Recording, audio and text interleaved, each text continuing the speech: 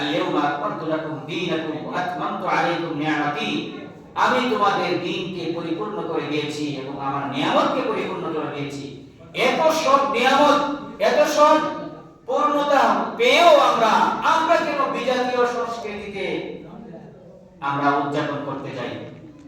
দেখেন, সামনে আমাদের এই সপ্তাহে শেষ হচ্ছে এই বছর। আসলে এই যে বছর শেষ হয়ে নতুন বছরের আগমন,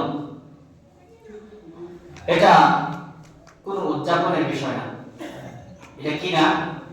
কোন উদযাপনের বিষয়, আনন্দের কোন বিষয় না, বরং এটা আক্ষেপের, এটা পরিতাপের একটা বিষয় যে আমার হায়াত থেকে, আমার নির্ধারিত সময়সীমা থেকে, আমার বাজেট করা হায়াত থেকে আমার একটা বছর শেষ হয়ে গেল। আমি আমার রবকে কতটুকু সন্তুষ্ট করতে পেরেছি সেই হিসাব করে করে একটা মানুষ করে করে সারা রাত কাটবে।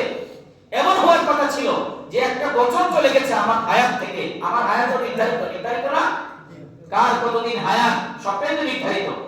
আমার নির্ধারিত 70 বছরের হায়াত থেকে একটা বছর চলে গেছে। আয় হায়, আমি এই বছরে আমি কি করলাম, কতটুকু আমি ইবাদত করতে পারলাম, গত বছরের চেয়ে এই বছরটা আমি কতটুকু বেশি নিজেকে আল্লাহর জন্য সময় দিলাম, নবীর সুন্নাত কতগুলো আমি চিন্তা করলাম, সেই আফসোসে মানুষ সারা রাত কান্না করার কথা। এবং নতুন একটা বছর আসছে, সেই বছরটা যেন আরো ভালো হয়, আরো কল্যাণকামী হয়, সেই চিন্তায় সারা রাত ইবাদত করার কথা। কিন্তু সেটা না করে নাচ, গান, ডান্স, নারী, পুরুষ, যুবক, যুবতী একসাথে নাচতে নাচতে নাচতে নাচতে, হারাম নেশা করতে করতে, মদ পান করতে করতে বেহুশ হয়ে সারা রাত করে থাকে। বিভিন্ন শহরে শহরে আলোকসজ্জা করে, পশু পাখি সব মেরে ফেলে।